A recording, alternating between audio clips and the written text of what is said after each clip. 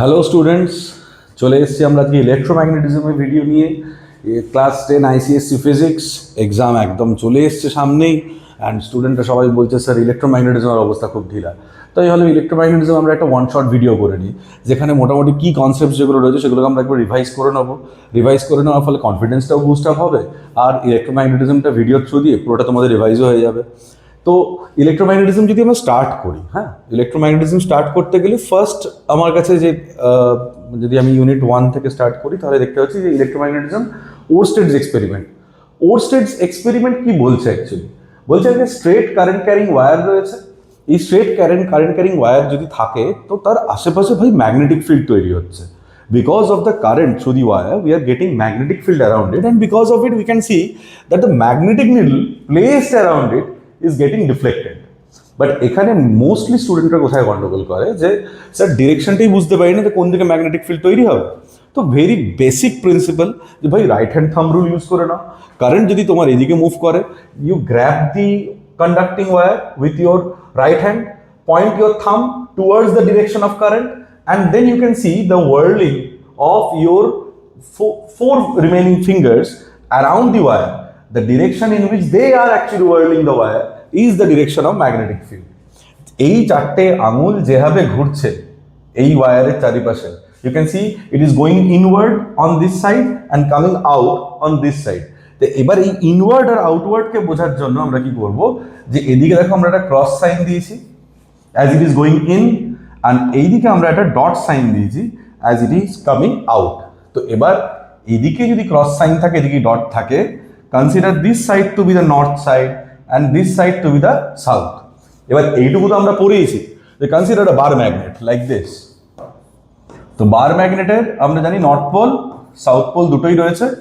North pole থেকে lines of force, magnetic lines of force বেরিয়ে south পোলে কি টার্মিনেট করছে, তাই না? তাহলে নর্থ পোল থেকে লাইন্স অফ ফোর্স বেরোয় আর শেষ হয় কোথায়? সাউথ পোলে। তো আমার এখানে দেখে কি মনে হচ্ছে, এদিক দিয়ে বেরোচ্ছে লাইন্স অফ ফোর্স আর এদিক দিয়ে ঢুকছে, তার মানে এদিকে পেয়ে যাচ্ছি আমি নর্থ পোল আর এদিকে পেয়ে যাচ্ছি আমি সাউথ পোল। তাহলে নর্থ পোল সাউথ পোল যদি হয়, তখন সি এই ম্যাগনেটিক নিডলটাকে আমি রেখেছি এর এই সাইডে, left hand side of the wire. এবার এখানে কি দেখতে পাচ্ছি যে নর্থ পোল তৈরি হচ্ছে কি লেফট হ্যান্ড সাইডে, লেফট সাইডে নর্থ পোল আর রাইট সাইডে south pole, because of the direction of current. তাহলে কি হবে, this will definitely deflect the magnetic needle. তাহলে ম্যাগনেটিক নিডলের নর্থ পোল কি হচ্ছে, সরে যাচ্ছে এর থেকে। এটা হচ্ছে best method to understand the direction of magnetic field because of a straight current carrying conductor.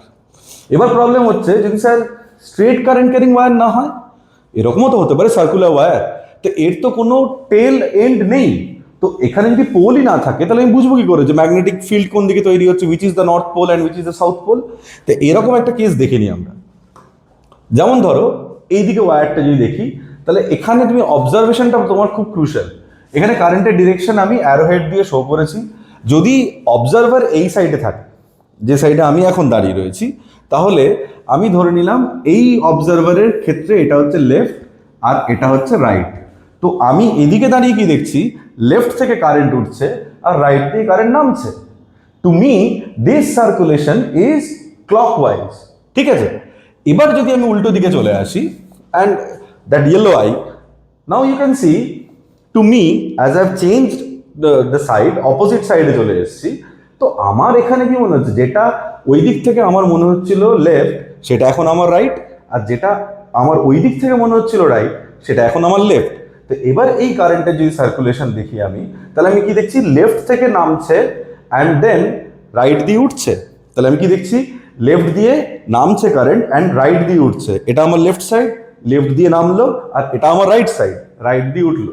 তাহলে কারেন্টের সার্কুলেশন আমি কি দেখতে পাচ্ছি, এখানে দেখতে পাচ্ছি অ্যান্টি ক্লকওয়াইজ সার্কুলেশন। আর ঠিক উল্টো দিকে যদি আমি দেখি, তাহলে আমি কি দেখছি, লেফট দিয়ে উঠছে, এইভাবে উঠলো, আর রাইট দিয়ে নামছে, তার মানে ক্লকওয়াইজ সার্কুলেশন। এই ক্লকওয়াইজ আর অ্যান্টি ক্লকওয়াইজের উপর বেস করে আমরা ম্যাগনেটিক ফিল্ডের পোলারিটি ডিসাইড করব। কিরকম, এই সাইড দিয়ে যখন দেখছি তখন আমি কি দেখছি যে লেফট দিয়ে উঠছে আর রাইট দিয়ে নামছে, তার মানে ক্লকওয়াইজ দেখতে পাচ্ছি, ক্লকওয়াইজ সার্কুলেশন। ক্লকওয়াইজটা মাথায় রাখার সব থেকে বেস্ট মেথড হচ্ছে this, see clockwise circulation leading us to south pole. On the other hand যদি আমি এদিকে দেখি, আমি কি দেখছি যে লেফট দিয়ে নামছে আর রাইট দিয়ে উঠছে। So this is anti clockwise circulation. Anti clockwise circulation যদি হয় তাহলে আমি কি করব, অ্যারোহেডটা এভাবে দেব। আর এটাকে মনে রাখার সব থেকে ভালো উপায় কি, দিস ওয়ান, নর্থ পোল। তার মানে এখানে যদি আমাকে কেউ বলে যে স্যার আপনি লাইন্স অফ ফোর্সগুলোকে ড্র করুন, I can easily do that. Lines of ফোর্সগুলো কিরকম দেখতে হবে, তার মানে খুব অবভিয়াস, এটা একটা লাইন্স অফ ফোর্স, এখান থেকে তুমি একটা এরকম লাইন্স অফ ফোর্স পাবে, একটা এরকম লাইন্স অফ ফোর্স পাবে, একটা এরকম লাইন্স অফ ফোর্স পাবে, এদিক দিয়ে বেরিয়ে যাচ্ছে এদিক দিয়ে ঢুকছে। আর একটা লাইন্স অফ ফোর্স কিরকম হবে, এরকম, এই বেরোচ্ছে এই ঢুকছে। ওপরের দিকে লাইন্স অফ ফোর্স এরকম তৈরি হবে, ক্লোজ লুপ তৈরি করবে, তার সার্কুলেশন কি থাকবে এই, আর নিচের দিকে সার্কুলেশন কি থাকবে এই। বাস লাইন্স অফ ফোর্সেস ড্র করে নিলাম, তার মানে আমি ম্যাগনেটিক পোলারিটি ডিটারমাইন করে ফেলেছি, আমার ম্যাগনেটিক ফিল্ডের পোলারিটি ডিটারমাইন করা কমপ্লিট। এবার ভেবে দেখো, এটা তো একটা লুপের জন্য পেলাম, ওয়ান সাচ লুপ। এবার যদি আমি এরকম কনজিকিউটিভ লুপস রাখি তাহলে কি পেয়ে যাচ্ছি, সলিনয়েড পেয়ে যাচ্ছি। সলিনয়েড কাকে বলে, এরকম একখানা ওয়ার্ল্ড, একখানা কয়েল স্ট্রাকচার যার মধ্যে দিয়ে আমরা কারেন্ট পাস করছি বলে ম্যাগনেটিক ফিল্ড তৈরি হচ্ছে। তো এই যে সলিনয়েডের স্ট্রাকচারটা পাচ্ছি, এখানে যদি খেয়াল করে দেখি তাহলে কি দেখতে পাচ্ছি, যে কারেন্ট এদিক দিয়ে উঠছে, it is going round the loop like this and coming out from that side, producing magnetic field. এবার এখানে প্রত্যেকটা লুপকে আইডেন্টিফাই করো, all this loops are very identical to this one. তাহলে প্রত্যেকটা লুপের জন্য এরকম ম্যাগনেটিক ফিল্ড জেনারেটেড হচ্ছে। তো এবার যদি ম্যাগনেটিক ফিল্ড জেনারেটেড হয় তাহলে আমি এখানে কি কি পাচ্ছি, যে এর যদি লাইন্স অফ ফোর্সকেও আমাকে ড্র করতে বলে, এখানে কিন্তু একটু খেয়াল রাখতে হবে, এই লাইন্স অফ ফোর্সগুলো ড্র করার সময় আমাকে একটু খেয়াল রাখতে হবে এটাই, যে এর লাইন্স অফ ফোর্স কিন্তু এই। তার মানে আমি কি দেখতে পাচ্ছি, আমি যদি এই দিক থেকে দেখি, এগেন সি ক্লকওয়াইজ রোটেশন, আর আমি যদি ওই দিক দিয়ে দেখি then I will get to see what, anti clockwise rotation. Then definitely এই সাইডে আমার তৈরি হচ্ছে সাউথ পোল, আর এই সাইডে তৈরি হচ্ছে আমার নর্থ পোল। এবার সাউথ পোল নর্থ পোল পেয়ে যাওয়ার পর আমি এখান থেকে কি দেখতে পাচ্ছি, লাইন্স অফ ফোর্সেস ড্র করি। তা লাইন্স অফ ফোর্সেস কেমন হবে, সাউথ, নর্থ। এবার খেয়াল করে দেখো, যদি লাইন্স অফ ফোর্সেস গুলোকে আমি ড্র করতেই থাকি পরপর, then you will get to see something like this. এখানে একটা জিনিস খেয়াল করে দেখেছো কি তোমরা, যে বাইরে যদি আমি বাইরে থেকে ড্র করি, সাপোজলি এটাকে আমি ঘুরিয়ে ফেরত আনছি, then you can see this, এখানে তৈরি হচ্ছে কি নর্থ পোল থেকে ঘুরে ফেরত আসছে কোথায়, সাউথ পোলে। কিন্তু যদি সলিনয়েডের ভিতরে আমি খেয়াল করে দেখি তাহলে কিন্তু ম্যাগনেটিক ফিল্ডের ডিরেকশন কি, south to north.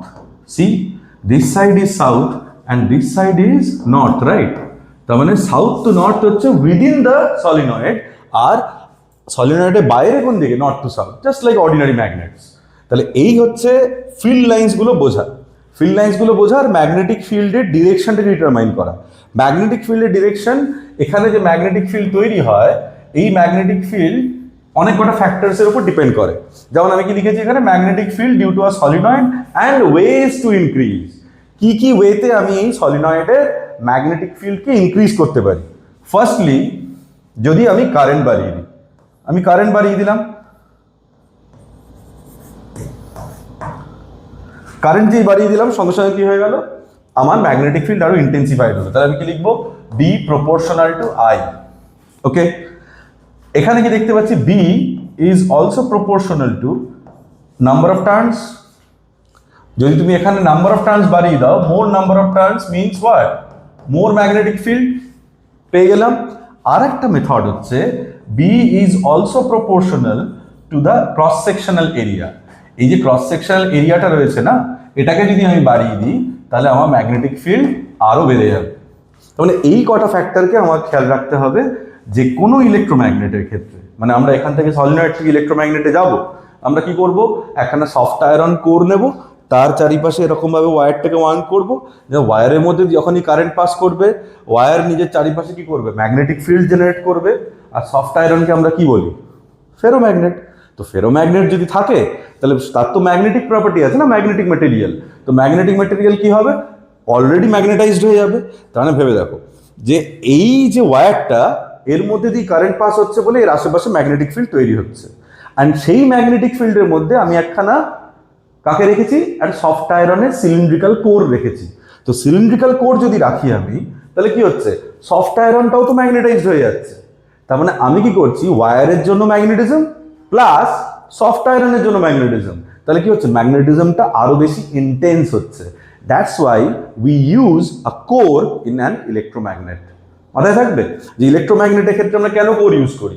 Ordinary current carrying wire can produce magnetic field around it, but still we choose to use a core to intensify that magnetic field that is generated because of current through the coil.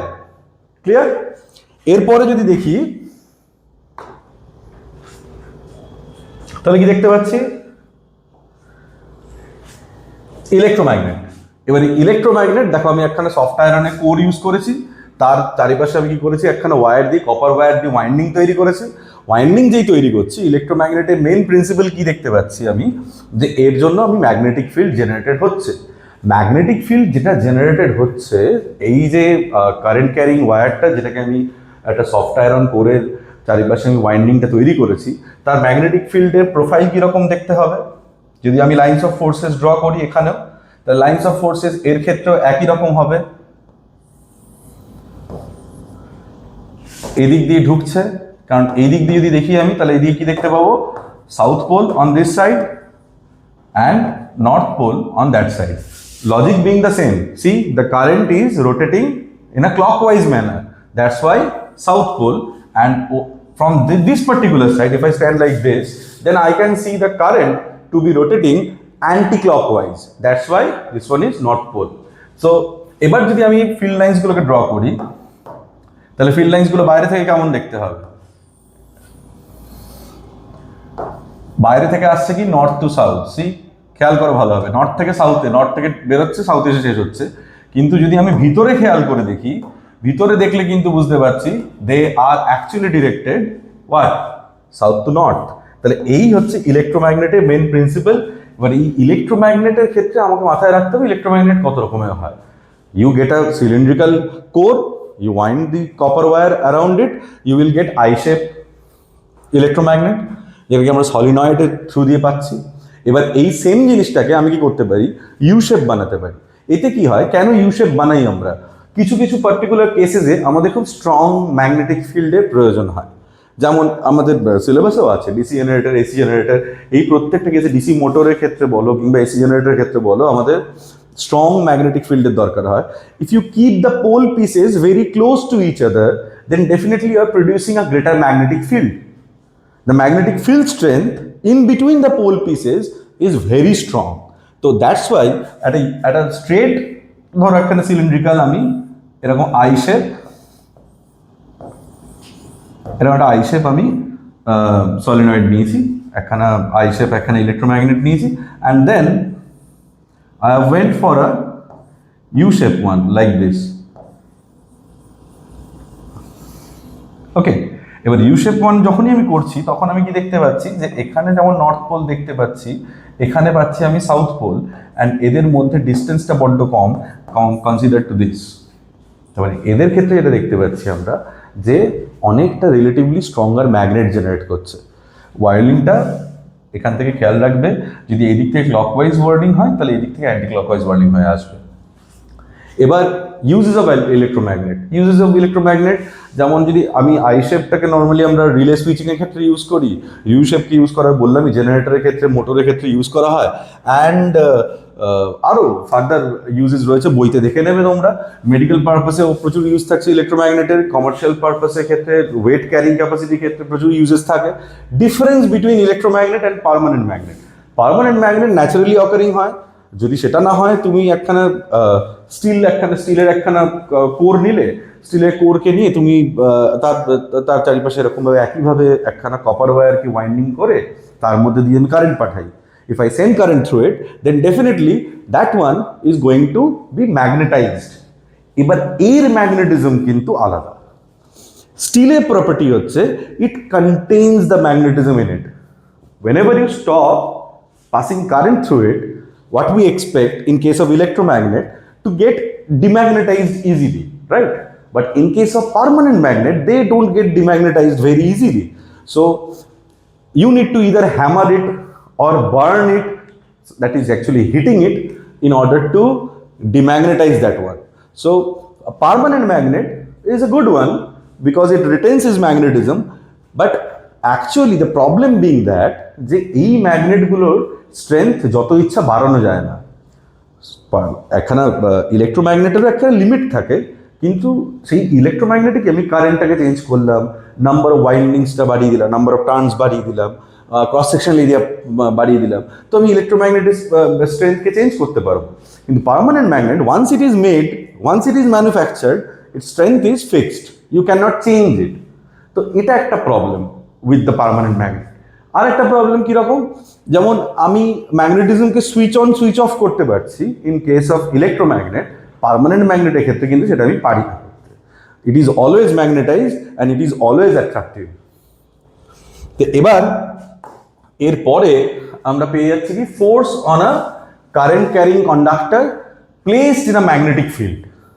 এবার এখানে আমাকে দেখতে হবে যে একখানা যদি conductor যার মধ্যে কারেন্ট পাস করছে, তাকে যদি আমি একটা ম্যাগনেটিক ফিল্ডের মধ্যে রাখি, এখানে ম্যাগনেটিক ফিল্ডটা আমি দেখিয়েছি, which is coming like this, like an arrow, এরকম বোর্ডের মধ্যে ঢুকছে, তার মানে ওই দিকে কোথাও একটা, তোমাদের দিকে ওদের কোথাও একটা নর্থ পোল রয়েছে আর এদিকে সাউথ পোল আছে, that's why the field is coming from the north to the south. Okay, এবার এই প্লেনের ওপর আমি কি করেছি, একখানা কারেন্ট ক্যারিং একখানা ওয়্যারকে রেখেছি, which is carrying a current I and the length of the where is এল। তো এই যে ফোর্স যেটা ওর ওপর কাজ করছে, এই ফোর্সের যদি ম্যাগনিটিউডটাকে আমরা যদি অ্যানালাইজ করি, that is proportional to I, proportional to B and proportional to L. What does that mean? ভাই যত বেশি কারেন্ট তত বেশি ফোর্স ফিল করবে, অ্যালং সাইড উইথ দ্যাট আর কি দেখতে পাচ্ছি, যে যত স্ট্রেংদি ম্যাগনেটিক ফিল্ড তত বেশি ফোর্স ফিল করবে, and the length of the wire, যত বড় ওয়্যার হবে, যত লেন্থ বড় হবে ওয়্যারটা, তত বেশি ফোর্স কাজ করবে ওয়্যারটার ওপর। তাহলে ওয়্যারটা কি হবে? ডিফ্লেক্টেড হয়ে যাবে, কারণ ফোর্স কাজ করছে ভাই। তো ফোর্স যদি কাজ করে এটা ডিফ্লেক্টেড হবে, তাহলে ফোর্সের স্ট্রেংথ আমি কোথায় পাচ্ছি? F proportional to I, F proportional to B and F proportional to L। এবার এখান থেকে কম্বাইন করলে যেটা actual formula, that is actually BIL sine theta. Sir sine থিটাটা কি? থিটা করতে আসছে? You do not need to emphasise this one to great extent, just আমি বলছি, একটু ব্যাপারটা বোঝার চেষ্টা করলেই হবে। এই সাইন থিটাটা is the angle between L and B। এবার এখানে দেখো ম্যাগনেটিক ফিল্ড তো সোজা আসছে, তাই না? তার মানে L রাখা রয়েছে এখানে on the plane of the board and the magnetic field is perpendicular to it. That means what? Here theta is what? 90 degree. That means sin theta is actually sin 90, which is equals to 1. So the force is actually F equals to BIL. Okay, you need to memorize this formula. এই ফর্মুলাটা মনে থাকলে মোটামুটি numericals হোক বা নিউমেরিক্যালসই আসে এখান থেকে মোস্টলি, তাহলে সেই নিউমেরিক্যালসগুলো করতে পারবে। এবার ফোর্স যদি হয়, আমরা তো পড়েছি না যে force is a vector quantity, ওর ম্যাগনিটিউডও থাকে, ডিরেকশনও থাকে। If somebody asks me that what is the magnitude of the force, then I can calculate from this one, F equals to BIL. But the fact is that যদি আমাকে কেউ জিজ্ঞাসা করে যে ভাই কোন দিকে ডিফ্লেক্ট করবে, in which direction the force is acting, for that purpose we need Fleming's left hand rule. Remember it, huh? The Fleming's left hand rule যদি apply করি, your index finger, this one, is actually pointing towards the magnetic field. B represents the magnetic field induction vector. So this is the direction of magnetic field. Your thumb actually shows the direction of force, whereas your middle finger represents the direction of current. Okay, তাহলে middle finger কাকে represent করছে? কারেন্টের ডিরেকশনকে represent করছে। Thumb কাকে represent করছে? ফোর্সকে represent করছে। মনে রাখার উপায় কি? দেখো, B R F, they are BF, best friends, always stay together. তো এটা যদি বি কে রিপ্রেজেন্ট করে তাহলে এটা এফ কে রিপ্রেজেন্ট করবে, তাহলে একটাই পড়ে রইল মিডল ফিঙ্গার, সেই মিডল ফিঙ্গারটা কাকে রিপ্রেজেন্ট করছে? কারেন্টকে। তো এবার এই সেম লজিক যদি এখানে অ্যাপ্লাই করি, see the magnetic field is inward the plane of the board, right? Okay, now the current is in upward direction, so my thumb is actually representing towards the left. It is indicating that the force will act towards the left. So this is the direction of force acting on the wire, and the magnitude or strength of the force is given by this one. So that is what we can learn from here: force on a current carrying conductor in a magnetic field. এরপরে এটা একটা great example হচ্ছে DC motor. DC মোটরে এটার যে সুন্দর একখানা application রয়েছে, তোমরা দেখলেই বুঝতে পারবে। এবার দেখ, এখানে নর্থ পোল সাউথ পোল রয়েছে, দুটো পোল পিসের মধ্যে, যেটা বলছিলাম আমি, the pole pieces need to be close for generator আর মোটর পারপাস। এখানে একখানা স্কোয়ার একখানা লুপ রয়েছে, এই লুপ থেকে আমরা কি দেখতে পাচ্ছি? দুটো স্লিপ রিংস রয়েছে, S1 S2, কার্বন ব্রাশেস রয়েছে B1 and B2, অ্যান্ড এখানে একটা কি রয়েছে K, অ্যান্ড এখানে আমি কি দেখতে পাচ্ছি? একটা ইএমএফ ই বলা একখানা সেল কম্বিনেশন ব্যাটারি রয়েছে, আর একটা রিওস্ট্যাট রেখেছি আমরা। ওকে, তো এবার এর ওয়ার্কিংটা কি করে বুঝবো আমি, কিভাবে কাজ করে ডিসি মোটর? তো ডিসি মোটর যদি বুঝতে হয় তাহলে আমাকে মাথায় রাখতে হবে যে ডিসি মোটর কোথায় কোথায় অ্যাপ্লাইড হয়। Ceiling fan, pump, any electric vehicles like যে টোটোতে তোরা রোজ যাতায়াত করিস, all of them are based on the principle of DC motor. Okay, তো DC motor কে বুঝতে গেলে এবার দেখ, নর্মাল যেটা আমরা আগে পড়লাম সেই একই লজিক এখানেও অ্যাপ্লাই করছি। Now what I am doing, I am pointing the magnetic field like this. Okay, current কোন দিকে পাস করছে আগে তো এটা দেখতে হবে। সেলের, তার মানে দেখ টার্মিনালস গুলো কি প্লাস মাইনাস, তার মানে এটা হচ্ছে প্লাস, ঠিক আছে, আর এটা হচ্ছে মাইনাস, তাহলে কারেন্টের ডিরেকশন কি হবে? কারেন্টের ডিরেকশন এই, আর এখানে কারেন্টের ডিরেকশন কি? এই, ঠিক আছে। এবার কারেন্টের ডিরেকশন যদি এগুলোই হয় তাহলে আমি এখানে কি দেখতে পাচ্ছি? ম্যাগনেটিক ফিল্ড কোন দিকে? North to south. কারেন্টের ডিরেকশন কোন দিকে? এ থেকে বি এর দিকে। তো আমি এখানে আমাকে বুঝতে হবে কি 2D তে আমি 3D এঁকেছি, তাহলে এ থেকে বি মানে কি? ইনওয়ার্ডস। তাহলে এই আমার মিডল ফিঙ্গার কোন দিকে ঘুরে যাচ্ছে? Towards the board. And now I can see যে এবার আমার থাম্ব রিপ্রেজেন্ট করছে কি? The direction of the force. তাহলে এখানে ফোর্সের ডিরেকশন কোন দিকে পাচ্ছি আমি? ডাউনওয়ার্ড ডিরেকশনে ফোর্স পেয়ে গেলাম। চলে যাই সিডি আর্মে। সিডি আর্মে কারেন্টের ডিরেকশন কি হচ্ছে? সি থেকে ডি এর দিকে নামছে, তার মানে বোর্ডের প্লেন থেকে বেরিয়ে আসছে। তো ম্যাগনেটিক ফিল্ড তো এখন একই আছে, north to south. Now the কারেন্টের direction is actually out from the board, right? And the thumb represents in the topward direction. তার মানে এখানে ফোর্স কোন দিকে কাজ করছে? উপরের দিকে। So what we have got here, আমাদের ফার্স্ট চ্যাপ্টার মানে ক্লাস 10 ফিজিক্সে, তো আমরা এখানে কি পাচ্ছি? মোমেন্ট পাচ্ছি, তাই না? We are getting a couple. এই দুটো force, they are not acting along the same point. See, they are not acting along the same line of action. এরকম হলে আমি বলতাম যে নেট রেজাল্টেন্ট ফোর্স 0। রাদার এরা কি করছে যে একটা ফোর্স এই পয়েন্টে কাজ করছে আর একটা ফোর্স এই পয়েন্টে কাজ করছে, তাহলে ডেফিনেটলি কি আসবে? রোটেটিং মেকানিজম আসবে, ঘুরিয়ে দেবে। আমরা তো এটাই চাইছিলাম যে জিনিসটা ঘুরবে। এটার সাথেই তো আমাদের কি কানেক্টেড থাকে? এটাকে বলা হয় আর্মেচার। আর্মেচারের সাথে শ্যাফট কানেক্টেড রাখি। এই শ্যাফট থেকেই আমরা কি করি? মেকানিক্যাল এনার্জি জেনারেট করি। তো ইলেকট্রিক্যাল এনার্জিকে মেকানিক্যাল এনার্জিতে কনভার্ট করার প্রিন্সিপাল হচ্ছে ডিসি মোটর। মনে থাকে জানো এগুলো? হ্যাঁ। তো এবার এই জিনিসটা ঘুরছে। এবার ঘুরছে যখন, সমস্যা হচ্ছে কি যে এখান থেকে যারা মন করে ঘুরতে শুরু করে দেবে এরকম ভাবে, সে ভালো কথা, ঘুরুক। এবার ঘুরছে যখন, তখন এই পয়েন্টটা খেয়াল রাখতে হবে, এই যে দুটো স্লিপ রিং, এই স্লিপ রিং এর সিগনিফিকেন্স কিন্তু এসেনশিয়াল। অনেকবার পেপারেও রয়েছে, কোয়েশ্চেনেও আসে এরকম, স্লিপ রিং এসেনশিয়াল কেন এরা? বিকজ এখানে কারেন্টের ডিরেকশন কি হচ্ছে? এখান থেকে এখানে ন্যাচারালি যখন এবিটা ঘুরে এইদিকে যাচ্ছে আর সিডিটা ঘুরে এইদিকে আসছে, সিডিতে এখন কারেন্ট কি ওপর থেকে নিচে নামছে। কিন্তু যদি সিডি এইদিকে চলে আসে তখন সিডিতে কারেন্ট উপরে উঠতে হবে। উপরে যদি না ওঠে তাহলে এখানে কারেন্টের ডিরেকশন চেঞ্জ হয়ে যাবে। ব্যাপারটা বোঝা যাচ্ছে যে এই স্লিপ রিং গুলো অ্যাকচুয়ালি কি করে? Keeps the direction of current in the armature in the desired direction, so that it rotates in the same way. কারণ এখানে যদি কারেন্ট ওপরে ওঠার বদলে যদি নিচে নেমে আসে তাহলে উল্টো দিকে ঘুরে যাবে, তো তখন তো মুশকিল হবে, কারণ ডিসি মোটর তখন এরকম এরকম করে ঘুরবে, তাহলে তো আমার পারপাস ফুলফিলড হবে না। তা আমি কি চাইছি, এই স্লিপ রিংগুলো ইউজ করছি কেন, যাতে এই যখন এই আর্মটা এদিক থেকে ঘুরে এদিকে চলে আসছে, বা এই আর্মটা যখন এদিক থেকে ঘুরে এদিকে চলে আসছে, যাতে কারেন্টের ডিরেকশনটা এখানে সুইচ হোক।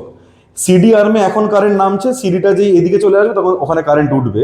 এবি আর্মটাতে এখন দেখছি কারেন্ট উঠছে, এবিটা যেই ওদিকে চলে যাবে তখন দেখা যাবে এবি দিয়ে কারেন্ট নামছে, so that the direction of current in this remains the same না।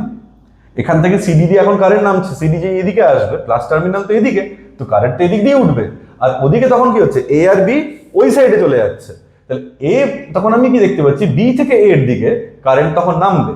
তার মানে এই স্লিপ রিং গুলো কি করে, they actually keep altering the direction of current through the arms so that the armature rotates in the same direction, একই দিকে যাতে রোটেট করতে থাকে। এই রোটেশনের ডিরেকশন যদি পাল্টে যায় তাহলে ডিসি মোটরের পারপাসই নষ্ট হয়ে যাবে। তো ডিসি মোটরের ক্ষেত্রে আমাদের মাথায় রাখতে হবে যে এখানে slip ring plays a very essential role, and alongside with that you need a DC supply. You can not use alternating supply out there. Alternating supply use করলে কি হবে, যেহেতু নিজের ভোল্টেজের পোলারিটি চেঞ্জ হতে থাকে, তাহলে ন্যাচারালি কারেন্টের ডিরেকশন একবার এদিকে হবে একবার ওদিকে হবে। যদি সেটা হয় তাহলে মোটর তো ঘুরবেই না ঠিকভাবে, মোটর একবার এদিকে ঘুরবে একবার এদিকে ঘুরবে একবার এদিকে ঘুরবে একবার এদিকে ঘুরবে, তো আমার পারপাস ফুলফিলড হবে না। আমি তো চাইছি একই দিকে ঘুরুক, বিকজ আমরা ডিসি মোটর থেকে কি করছি, এনি কাইন্ড অফ হুইল, সেটা আমার সিলিং ফ্যান হোক কি আমার টোটোর চাকা হোক, আমি চাইছি সেটাকে ঘোরাবো, মেকানিক্যাল এনার্জিতে কনভার্ট করতে চাইছি। তো পারপাস ফুলফিল করার জন্য what we need a DC supply and we need slip rings so that the direction of rotation remains the same regardless the direction of current through the arms continues to change. Clear? বোঝা গেল ব্যাপারটা? বেশ, এরপর যে টপিকটা রয়েছে আমাদের সেটা হচ্ছে ইলেকট্রোম্যাগনেটিক ইন্ডাকশন। বাপরে বাপ, সব থেকে ব্যথার জায়গা তোদের ইলেকট্রোম্যাগনেটিক ইন্ডাকশন। স্যার বলো একবার, বুঝি একবার, কিন্তু তারপর আবার ভুলে যাই। তো ইলেকট্রোম্যাগনেটিক ইন্ডাকশন দেখ, যদি খুব মাইনিউটলি অবজার্ভ করিস তাহলে কিন্তু জিনিসটা খুব সোজা জিনিস, এমন কিছু মানে কঠিন ব্যাপার নয় অ্যাকচুয়ালি। খেয়াল করে দেখ, আমি 4টে কেস এখানে দেখিয়েছি। কি কি দেখাচ্ছি, যে ভাই এটা হচ্ছে ফার্স্ট পজিশন, এটা হচ্ছে সেকেন্ড পজিশন।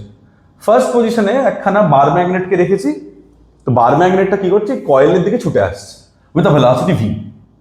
তো এবার যখন ছুটে আসছে, ও প্রাইমারি পজিশন যেটা ছিল সেই পজিশনে আমি লাইন্স অফ ফোর্সেস ড্র করেছি। See lines of forces, we can see only one line of force, yellow line of force is passing through the coil, বাকিগুলো সব বাইরে দিয়ে যাচ্ছে।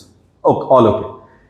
এবার সেকেন্ড কেসে যখন অ্যাকচুয়ালি ম্যাগনেটটা এগিয়ে এসছে অনেকটা, তখন দেখা যাচ্ছে the red ones are the lines of forces now, and now we can see more lines of forces are actually passing through the coil. খেয়াল রাখতে হবে। হ্যাঁ, কারেন্টের ডিরেকশনটাও দেখিয়েছি, ভালোভাবে খেয়াল করে দেখ। কারেন্টের ডিরেকশন কি, এইদিকে। তার মানে এইদিকে যদি কারেন্ট সার্কুলেট করে, এটাকে আমরা কি বলি, ইনডিউসড কারেন্ট। কারেন্ট কখনোই পোটেনশিয়াল ডিফারেন্স ছাড়া তো ফ্লো করে না। তার মানে এর মধ্যে, এই কয়েলটার মধ্যে একখানা ইএমএফ জেনারেটেড হয়েছে, ইলেকট্রোমোটিভ ফোর্স, তাই তো? এই ইলেকট্রোমোটিভ ফোর্সকে আমরা কি বলছি, ইনডিউসড ইলেকট্রোমোটিভ ফোর্স। এবার বুঝতে হবে যে কারেন্টের সার্কুলেশন আমরা একটু আগে দেখে এসেছি। আমি যদি এদিক থেকে দেখি তাহলে আমি কি দেখছি, যে কারেন্টের যে সার্কুলেশন রয়েছে সেই সার্কুলেশনটা কি, ক্লকওয়াইজ সার্কুলেট করছে। তো ক্লকওয়াইজ সার্কুলেশন মানে কি, এই পয়েন্টটাতে তৈরি হচ্ছে সাউথ পোল। অ্যান্ড যদি আমি এই দিক থেকে দেখি তাহলে কারেন্টের রোটেশন কি, আমার এই কয়েলের অ্যান্টি ক্লকওয়াইজ কারেন্ট সার্কুলেট করছে। তার মানে এই পয়েন্টটাতে তৈরি হচ্ছে কি, নর্থ পোল। তার মানে ইভেনচুয়ালি এই যে কারেন্ট ফ্লো করছে এই কয়েলের মধ্যে দিয়ে, তার জন্য কি হচ্ছে, এর একখানা পোলারিটি ডেভেলপ করছে, magnetic field around the current carrying coil. North পোলটা এই নর্থ পোলের সামনে, তার মানে এখানে কি করছে, রিপেল করছে। ঠিক, যে নর্থ পোলটা অ্যাপ্রোচ করছিল সেই নর্থ পোলটাকে কি করছে, রিপেল করছে। Clear to everyone? এবার চলে আসি কেস 2-তে। তো নর্থ পোল দুঃখ পেয়েছে, নর্থ পোল দুঃখ পেয়ে বলছে আমি চললাম। নর্থ পোল যখন চলে যাচ্ছে তখন আমাদের কি পাচ্ছি, এটা ফার্স্ট পজিশন আর এটা সেকেন্ড পজিশন। ফার্স্ট পজিশনে যখন রয়েছে, more lines of force is the red ones, we can see Now as it is going away, at the second position of the velocity v, we can see the yellow lines of forces. Now the lines of forces are decreasing. See, initially there were 3 lines of forces passing through the coil, and as it has gone farther, what we are seeing here, we are seeing that only one lines of force is basically interacting with the coil. তো এবার কারেন্টের ডিরেকশনটা ভালোভাবে point করি। কারেন্টের direction এখানে দেখিয়েছি, দেখ কারেন্টের ডিরেকশন আমি যদি এদিক থেকে দেখি তাহলে আমি কি দেখতে পাচ্ছি, অ্যান্টি ক্লকওয়াইজ ঘুরছে কারেন্ট। তার মানে আমার এদিকে তৈরি হলো কি নর্থ পোল, আর যদি আমি এদিকে চলে আসি, এদিক থেকে দেখি, তাহলে আমি দেখতে পাচ্ছি ক্লকওয়াইজ কারেন্ট সার্কুলেট করছে। ক্লকওয়াইজ সার্কুলেট করা মানে এদিকে তৈরি হলো কি সাউথ পোল। তো এবার এখানে ভাব, এই কয়েলের মধ্যে দিয়ে ইনডিউসড ইএমএফ এর জন্য যে ইনডিউসড কারেন্ট পাচ্ছি, সেই ইনডিউসড কারেন্ট এমন দিকেই ফ্লো করছে যাতে এইদিকে নর্থ পোল আর এদিকে সাউথ পোল তৈরি হয়। তো এদিকে সাউথ পোল যেই তৈরি হবে, এই সাউথ পোল কি করবে, এই নর্থ পোলকে অ্যাট্রাক্ট করবে। তাহলে এখানে রিপেল করছিল, কিন্তু এখানে কি করছে, অ্যাট্রাক্ট। তো আমরা দেখলাম নর্থ পোলকে নিয়ে এসে এই জিনিসটা দেখতে পেয়েছি। Will repeat the same thing with south pole. তো যখন আমি সাউথ পোলকে নিয়ে আসছি, এটা ফার্স্ট পজিশন অ্যান্ড এটা সেকেন্ড পজিশন, তাহলে ফার্স্ট পজিশন থেকে সেকেন্ড পজিশনে যখনই আসছে, see the lines of force again increasing. তার জন্য কারেন্টের ডিরেকশন দেখিয়েছি আমি এখানে। এবার কারেন্টের ডিরেকশনের জন্য কি দেখতে পাচ্ছি, যে আমার এই সাইডটা তৈরি হচ্ছে নর্থ পোল, কারণ আমি এদিক থেকে অ্যান্টি ক্লকওয়াইজ দেখছি, আর ওদিক থেকে তোরা যদি দেখিস তাহলে দেখতে হবে কি সাউথ পোল। তাহলে এই সাউথ পোলকে কি করবে, রিপেল করবে না। তাহলে এখানে আবার রিপেল করছে, কাছে আসতে দিচ্ছে না।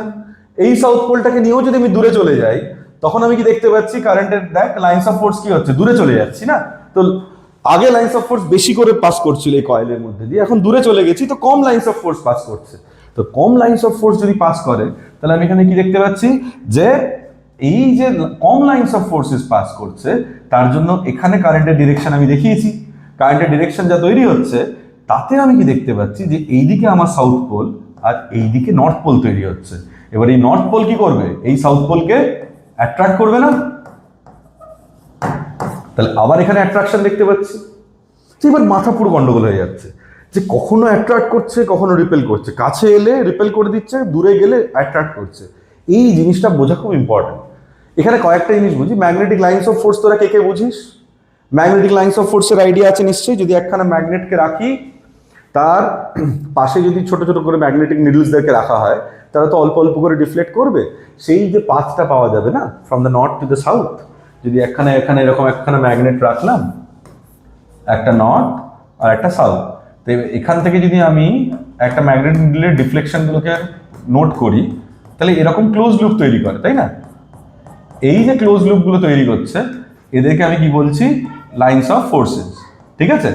এবার এই যে লাইনস অফ ফোর্সেস গুলো পাচ্ছি, এখান থেকে নর্থ পোল, এখান থেকে সাউথ পোল, তাহলে এই lines of forces actually imaginary lines. They actually show two things to us. First, lines of ফোর্সের ওপর তুই যদি কোনো একটা পয়েন্টে, ধর এরকম একটা লাইনস অফ ফোর্স রয়েছে, তুই এখানে কোনো একটা পয়েন্টের ট্যানজেন্ট ড্র করলি। এই ট্যানজেন্টটা অ্যাকচুয়ালি ধর এই পয়েন্টটা পি, এই পয়েন্ট পি তে ম্যাগনেটিক ফিল্ডে কি করছে, ডিরেকশন শো করে। ঠিক আছে? আর লাইনস অফ ফোর্সের স্ট্রেংথ থেকে, নাম্বার ডেন্সিটি থেকে আমি ম্যাগনেটিক ফিল্ডের একখানা স্ট্রেংথের আইডিয়া পাই। তাহলে ভাব, যদি আমি এখানে তোদেরকে বলি যে কোন পজিশনটাতে, ধর কয়েলটা এখানে রাখা রয়েছে, this is the first position of the magnet, this is the second position of the magnet. আমি যদি বলি যে in which position it is experiencing more strength the magnetic field, so the answer is sir second position, because more and more lines of forces are passing through the coil. That means their number density is increasing, that represents strengthier field. And on the other hand, if the lines of forces are not so dense, then quite naturally what we can say the magnetic field is weak compared to the previous one, right? তাহলে এখান থেকে magnetic lines of ফোর্সের আইডিয়াটা মাথায় clear রাখতে হবে। আর একটা জিনিস মাথায় রাখিস, magnetic lines of force never ever intersect each other. Remember this thing. Magnetic lines of force intersect করলে গন্ডগোল কি হবে বলতো? Magnetic lines of force intersect করা মানে কি, যে একই পয়েন্টে ম্যাগনেটিক ফিল্ডের দুটো আলাদা আলাদা direction, not possible, physically absurd thing. তো the thing is that they never intersect each other. Magnetic lines of forces never intersect each other. যদি magnetic lines of force draw করিস, ড্র করার সময় এই জিনিসটা খেয়াল রাখিস। আচ্ছা, তো এবার এখান থেকে আমরা কি কি দেখতে পেলাম, যে ভাই কখনো রিপেল করছে, কখনো অ্যাট্রাক্ট করছে, কখনো রিপেল করছে, কখনো অ্যাট্রাক্ট করছে। তো এটাকে আরেকটু আমরা কনক্লুশনে আসার চেষ্টা করি। এখানে কি দেখতে পাচ্ছি, যে ভাই relative motion between coil and magnet. See, relative motion between coil and magnet is actually creating a change in magnetic flux. তো স্যার ফ্লাক্স কাকে বলে? Magnetic flux. ম্যাগনেটিক ফ্লাক্স খুব সোজা জিনিস একখানা। ধর এখানে একটা এরিয়া রয়েছে, একটা কয়েল, এই কয়েলের মধ্যে দিয়ে magnetic lines of forces pass করছে।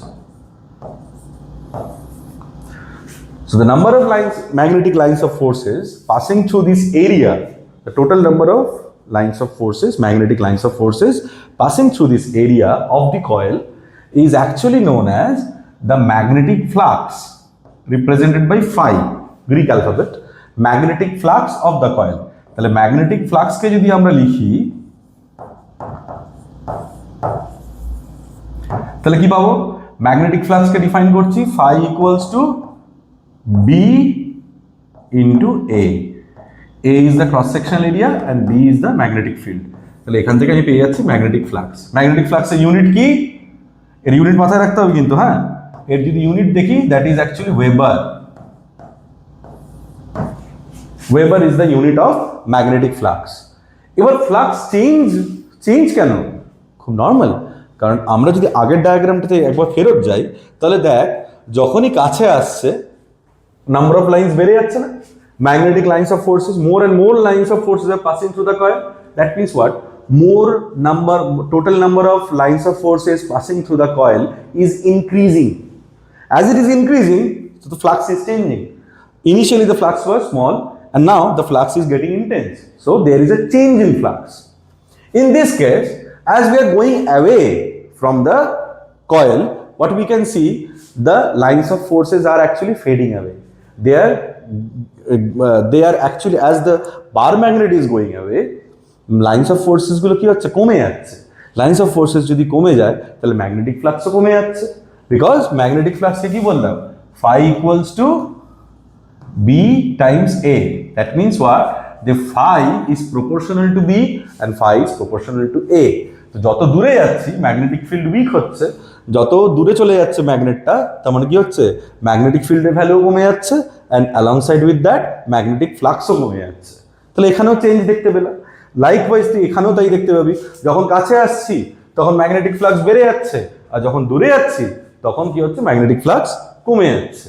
তো there is a change in magnetic flux. এটাও আমার মাথায় ক্লিয়ার হলো যে রিলেটিভ মোশন যদি থাকে, either the magnet is coming towards the coil or the coil is moving towards the magnet, or either the magnet is going away from the coil or the coil is going away from the magnet. Whichever be the case, in all the cases what we are seeing, there is a relative motion between the coil and the magnet. And whenever there is a relative motion between the coil and the magnet, what we are expecting here, we are expecting a change in magnetic flux. Clear? Magnetic ফ্লাক্সের change হচ্ছে। Now এবার এখান থেকে কি দেখতে পাচ্ছি? That direction of current is reversed if the direction of motion or the polarity of the magnet is reversed. Direction of motion reverse করে দিলে ডিরেকশন অফ কারেন্ট রিভার্স হচ্ছে। ফার্স্ট পয়েন্ট যেটা পাচ্ছি আমরা, direction of current is reversed if the direction of motion is reversed. দেখে নি, north pole কাছে আসছিল, তো আমি কি দেখতে পাচ্ছিলাম? যে কারেন্টের ডিরেকশন ছিল এরকম, which was from my side clockwise. আর যখন নর্থ পোল দূরে চলে যাচ্ছে, তখন আমি কি দেখতে পাচ্ছি? from my side the direction of current is now anti-clockwise. That means what? যে যখন কাছে আসছে তখন ক্লকওয়াইজ, আর যখন দূরে যাচ্ছে তখন অ্যান্টি ক্লকওয়াইজ। তার মানে কি ডিরেকশন অফ কারেন্ট চেঞ্জ হচ্ছে যখন আমি মোশনের ডিরেকশনটাকে চেঞ্জ করছি। প্রথমে কি ছিল? টুয়ার্ডস দ্য কয়েল, আর এখন কি? Away from the coil. বোঝা গেল ব্যাপারটা, ফার্স্ট পয়েন্টটা। এবার দেখ কি বলেছে, or the polarity of the magnet is reversed. Polarity of the magnet reverse করে দিলেও একই জিনিস হচ্ছে। কেস 1 আর কেস 3 কে অবজার্ভ কর। নর্থ পোল যখন কাছে আসছিল তখন from my side I was witnessing a clockwise current, okay. But যদি নর্থ পোলের জায়গায় সাউথ পোলকে আমি কাছে নিয়ে আসতাম, then from my side we are witnessing what? An anti-clockwise current. তাহলে the direction of current is again changing whenever I am changing the polarity of the magnet. বোঝা গেল? In both the cases what we are experiencing change in magnetic flux. এই পুরো সবকটা জিনিসই হচ্ছে magnetic ফ্লাক্সের ডিরেকশনের জন্য। ঠিক আছে, এবার এই ম্যাগনেটিক ফ্লাক্স যখন বুঝলাম আর কখন কখন ডিরেকশন অফ কারেন্ট অল্টার করবে সেটাও যখন বুঝে গেলাম, এবার তাহলে আমি বুঝতে পারছি যে ইনডিউসড কারেন্ট বা ইনডিউসড ইএমএফ কখন কখন চেঞ্জ হয়। দেখ ব্যাপারটা বোঝ যে যদি আমি দেখি যে কয়েলের দিকে ম্যাগনেটটাকে নিয়ে আমি খুব জোরে ছুটে আসছি, তখন খুব তাড়াতাড়ি ইনডিউসড কারেন্ট তৈরি হচ্ছে। আর যে ইনডিউসড কারেন্টটা তৈরি হচ্ছে তার যে ম্যাগনিটিউডটা, স্ট্রেংথটা অনেক বেশি, তার মানে মোর ইনডিউসড ইএমএফ ইজ জেনারেটিং। যত র্যাপিড মুভ করব তত বেশি ইনডিউসড ইএমএফ তৈরি হচ্ছে। স্ট্রং ম্যাগনেট হলে ফ্লাক্স তো বাড়বেই, কারণ ফাই ইকুয়ালস টু আমরা কি লিখেছি, magnetic flux equals to B into A. তো ভাই যদি বি বেড়ে যায় তো ফাইও বেড়ে যাবে। তো স্ট্রং ম্যাগনেটের গল্পটা বুঝতে পেরেছি। Area of cross section of the coil, একই লজিক, যদি এরিয়াটা বাড়িয়ে দিই তাহলেও কি দেখতে পাচ্ছি ফাই বেড়ে যাবে। বাট এই ফার্স্ট পয়েন্টটা এখন অব্দি মাথায় ঠিকঠাক ক্লিয়ার হয়নি যে ওয়াই ইট ইজ, যদি আমি খুব আস্তে আস্তে আসি তাহলেও কারেন্ট পাবো, ডেফিনেটলি পাবো, কিন্তু অতটা স্ট্রং কারেন্ট পাবো না। বাট আমি যদি খুব জোরে আসি towards the coil then I am getting a strong current. তো আমার আশাতে ম্যাগনেটিক ফ্লাক্সের চেঞ্জ হচ্ছে, that I know. But the problem being that যে আমার কত তাড়াতাড়ি আসছি তার উপর ডিপেন্ড করছে যে কত বেশি ইনডিউসড ইএমএফ তৈরি হবে বা কত বেশি ইনডিউসড কারেন্ট তৈরি হবে। এটাকে বুঝবো কি করে? ফ্যারাডেজ ল ছাড়া এই জিনিস বোঝা অসম্ভব। ফ্যারাডেজ ফার্স্ট লতে কি বলছি দেখ, যেটা আমরা অবজার্ভ করলাম সেটাই Faraday's first law. The induced EMF appears whenever there is a change in magnetic flux. যদি ম্যাগনেটিক ফ্লাক্সে চেঞ্জ হয় তাহলে ইনডিউসড ইএমএফ আসবে, আর যদি ইনডিউসড ইএমএফ আসে তো ক্লোজ লুপ, তাই না? ক্লোজ লুপ যদি হয় তার মধ্যে কারেন্ট ফ্লো করবে, মানে basic Ohm's law, V equals to IR. তাহলে এবার এখান থেকে দেখতে পাচ্ছি second law actually tells us why the rapid motion of magnet towards the coil is creating more strengthy induced current. The magnitude of induced EMF is directly proportional to the rate of change of magnetic flux.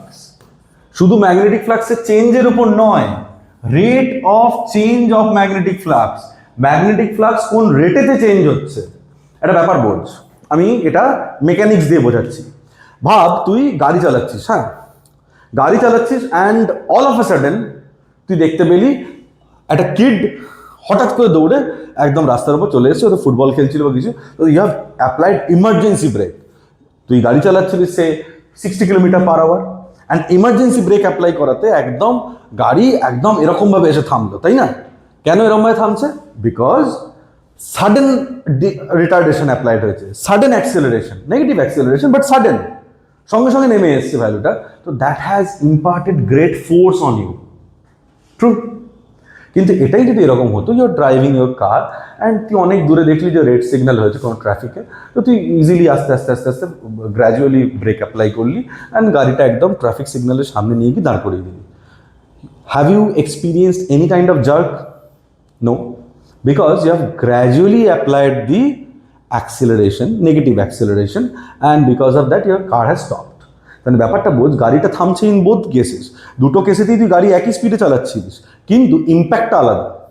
একটাতে খুব তাড়াতাড়ি থামাচ্ছিস বলে you are experiencing larger force, আর একটাতে খুব gradually থামাচ্ছিস বলে rate of change of velocity. বুঝতে পারছিস? একটা rate of change of velocity কি খুব ফাস্ট, কারণ খুব অল্প টাইমে তুই চেঞ্জ করছিস, আর আরেকটাতে rate of change of velocity কি গ্র্যাজুয়ালি আস্তে আস্তে আস্তে আস্তে কমেছে। তো অনেকটা টাইম নিয়ে চেঞ্জ করছিস, তো অ্যাক্সেলারেশনের ভ্যালু কি কম, তো জন্য ফোর্স কম।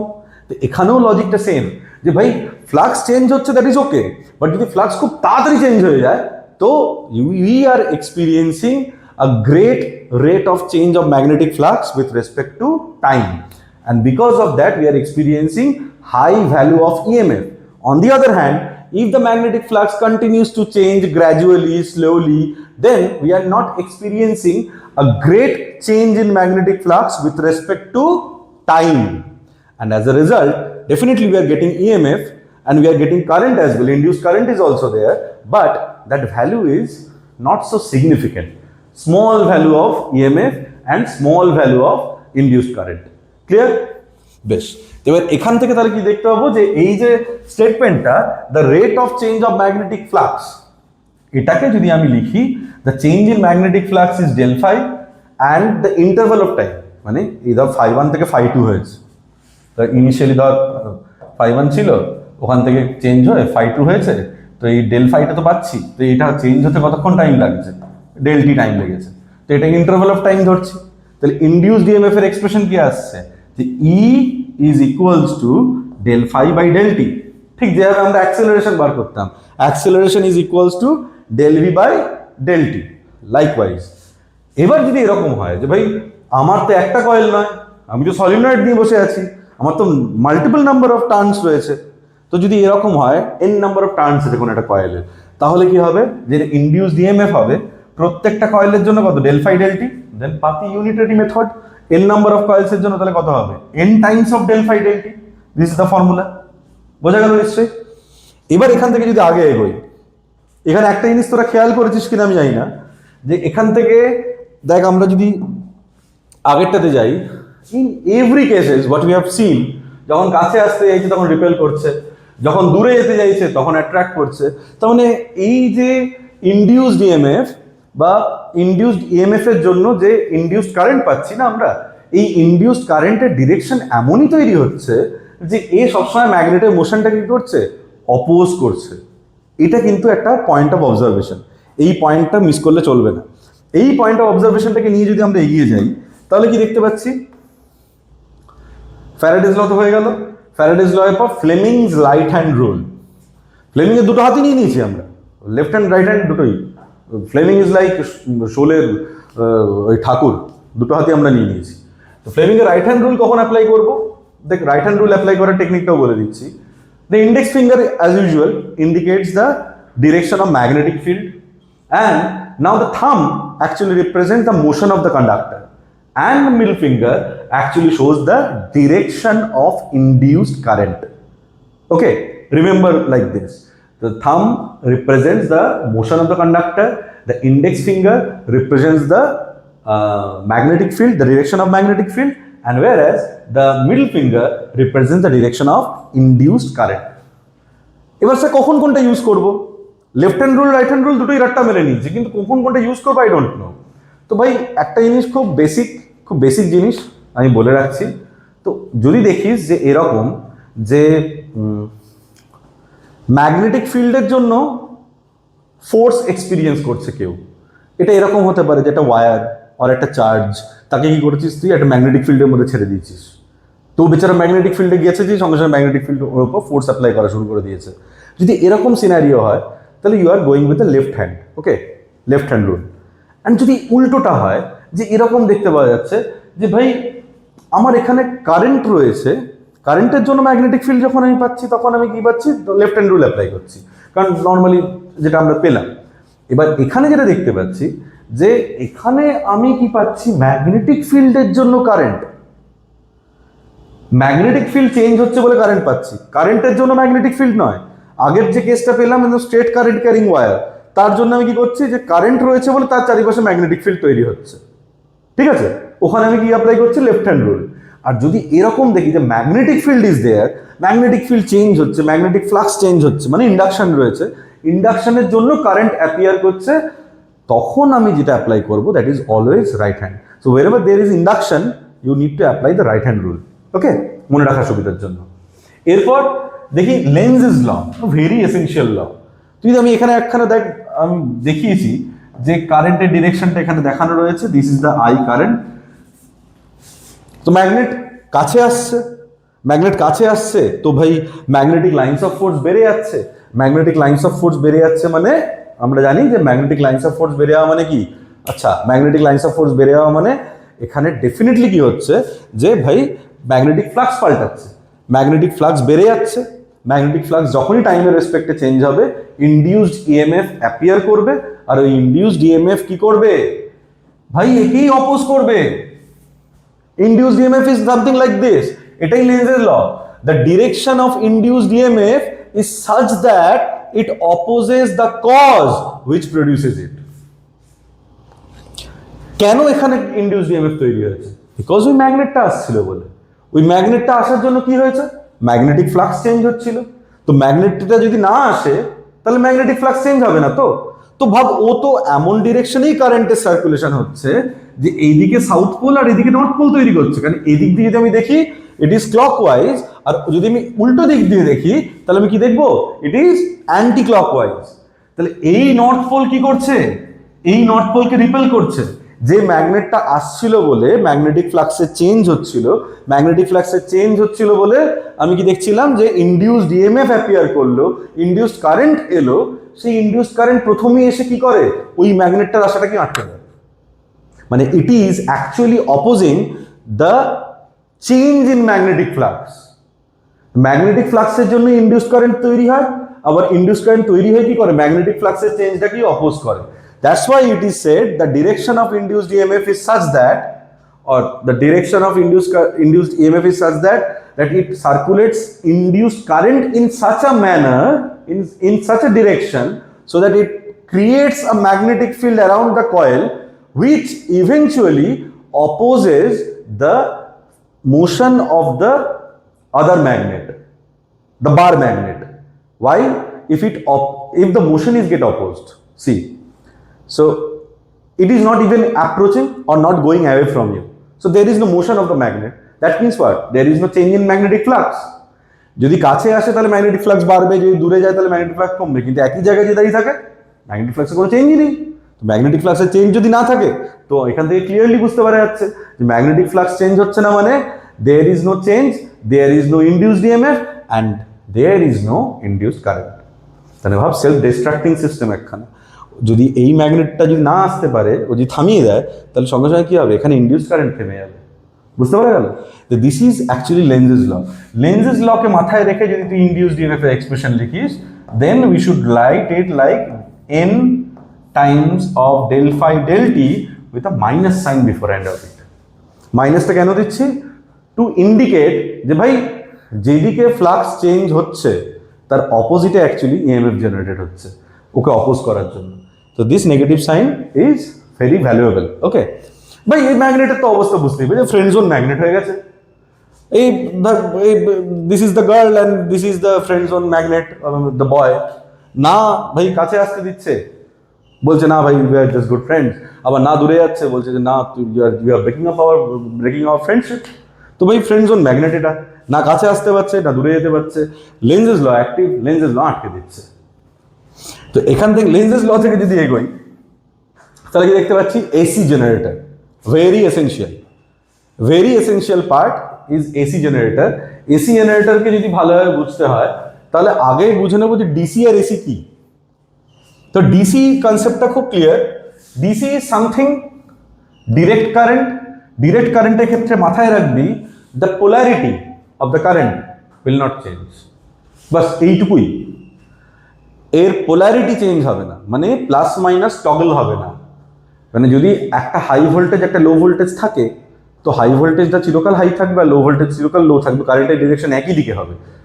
ওকে, কিন্তু when it comes to alternating কারেন্টে কি দেখতে পাওয়া যায়, অল্টারনেটিং কারেন্ট যদি খেয়াল করে দেখিস, দেখ অল্টারনেটিং কারেন্টে কি হচ্ছে, যে কারেন্টের ভ্যালু একবার পজিটিভে উঠছে, একবার নেগেটিভে নামছে, একবার পজিটিভে উঠছে, একবার নেগেটিভে নামছে, মানে পিরিয়ডিক্যালি পজিটিভ আর নেগেটিভের মধ্যে চেঞ্জ হচ্ছে। তাহলে কারেন্টের ভ্যালু পজিটিভ আর নেগেটিভ কি করে হয়, কারেন্ট নেগেটিভ কি করে হতে পারে? তার মানে অ্যাকচুয়ালি এখানে কি বোঝাচ্ছে, যে কারেন্ট একবার এদিকে যাচ্ছে, একবার এদিকে যাচ্ছে, একবার এদিকে যাচ্ছে, একবার এদিকে যাচ্ছে।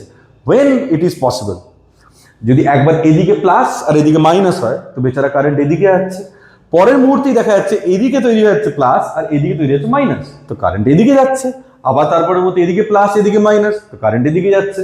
তো পোলারিটি চেঞ্জ হতে থাকে, হ্যাঁ, প্লাস মাইনাস টগল হতে থাকে। তার জন্য কি হয়, যে কারেন্টের ডিরেকশনও বারবার এদিক থেকে ওদিক, ওদিক থেকে এদিক চেঞ্জ হতে থাকে। That is called alternating current. So if a current doesn't change its direction with time, doesn't change its polarity with time, then it is called direct current. or if the current continuously changes its direction periodically with time, then it is definitely alternating current. মনে থাকবে। এবার এই alternating current generate করব কি করে? AC generator বড় ব্যাপার একখানা, যে এখানে আমরা কিন্তু মোটরের মতন নয়। মোটরে কি করেছিলাম, খুব ক্লিয়ার প্রিন্সিপাল মাথায় রাখ, যে মোটরে আমাদের অবজেক্টিভ ছিল যে কারেন্ট তো আছে আমার কাছে, আমি ওখান থেকে কি চাইছিলাম, যে মেকানিক্যাল এনার্জিতে কনভার্ট করব, electrical energy into mechanical energy. That was the purpose of DC motor. But when it comes to AC generator, the purpose changes actually. Now our purpose is actually mechanical energy K electrical energy তে convert করব। AC produce করছি, electricity generate করছি আমরা, ঠিক আছে? কিভাবে করি দেখ, এখানে একটা অ্যাজ ইউজুয়াল একটা আর্মেচার রেখেছি উইদিন দ্য পোল পিসেস। এখানে A B C D marking গুলো দেখতে পাচ্ছিস। প্রসিডিং লাইক বিফোর, এখানে এবি কোন দিকে নামছে, কারেন্টের দিকে নামছে, তো ঠিক তো?